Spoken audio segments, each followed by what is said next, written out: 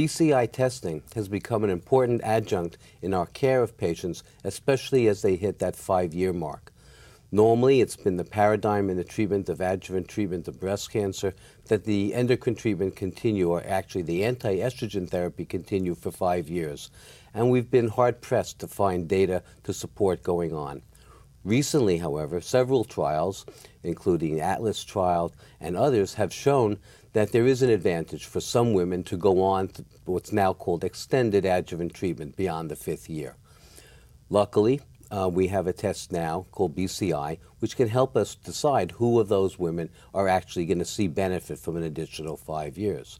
If one looks at those trials that were done years ago and now beyond the 10-year mark, the absolute benefit for most of the women, if one looks at the mean, is only about 5 or 6%. There are some women who are benefiting and others who are not.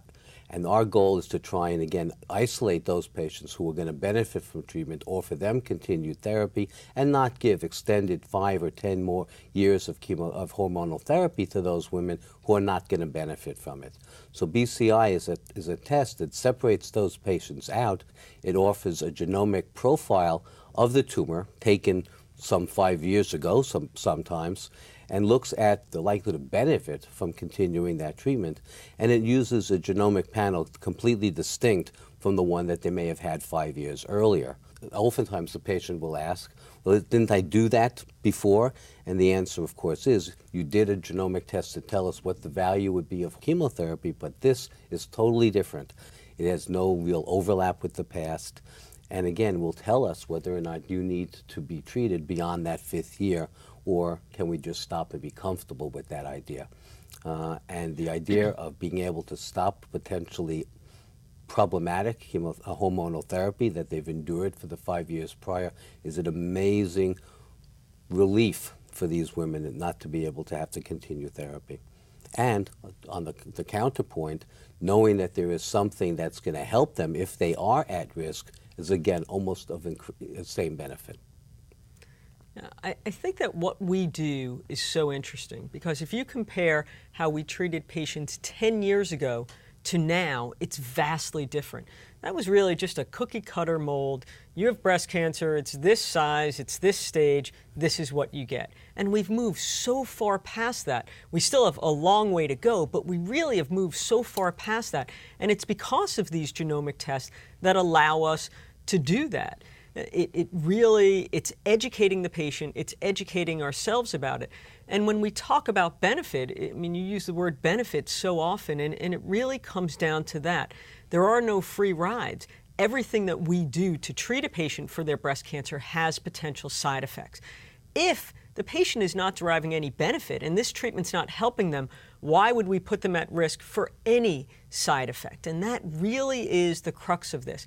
I personally only want to give a patient treatment that they will benefit and that will help them. And if you look at this, yes, the studies show that there's a small benefit for longer than 5 years of treatment, up to 10 years of endocrine treatment. I think that when we exclude the low benefit patients, the high benefit patients really we're making strides in their disease. And when we look at chemotherapy, we see the same thing. You know, when we look at the overall benefit of chemotherapy, it was only about 4% for the individual patient. But when you remove the low-risk patients and you just treat the high-risk patients with chemotherapy, you're now seeing benefits of over 25%. That's really what we're doing now in the endocrine phase of their treatment, where if we eliminate the low-risk patients who really are not going to derive any benefit, and we're only treating the high-risk patients, that's where we're going to see an enormous difference in outcome. And to take data from 10,000 people and point to the 2 or 3% or 5% that, gee whiz, maybe you're in that 5%, that's 5 years of treatment for potentially 5% difference in the side effects of anti-estrogen therapy. It is a big deal for a 40-year-old to continue another 5 years of tamoxifen, or for a 60-year-old to continue another 5 years of an aromatase inhibitor.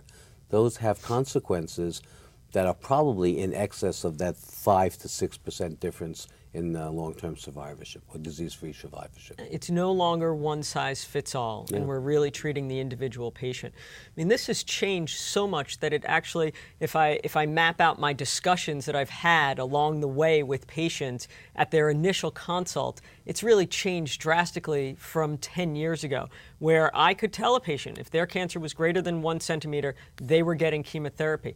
Then we moved into the era of, well, we're going to get a test, a genomic test that will look at your individual cancer to tell me, will you benefit from chemotherapy? Will it be offered? Will it be recommended? Now my discussion is not only do we have a test to help with the decision for chemotherapy, now at 4.5 to 5 years, we'll be getting another test to help us with the decision of should you continue your endocrine or anti-estrogen treatment for another 5 years. So this discussion really starts at the patient's initial consultation with me. Yeah. I mean, BCI testing now with breast cancer index has now become a critical part of our decision making in that 4.5 years. And provides another opportunity to educate the patients. And frankly, it behooves us to stay educated because, again, breast cancer patients come in with that information. They have lots of access to this information, and we have to stay on top of it and be able to discuss it. And frankly, I relish that discussion because this is something that's going to help us decide who gets treated, who does not, and who needs therapy. Yeah, so I the whole agree. one size fits everyone is probably one size actually fits no one, and we're going to have to really try and fine-tune that a little bit so that one size concept from the 80s and even into the 90s will have to be disappeared as we in this new millennium.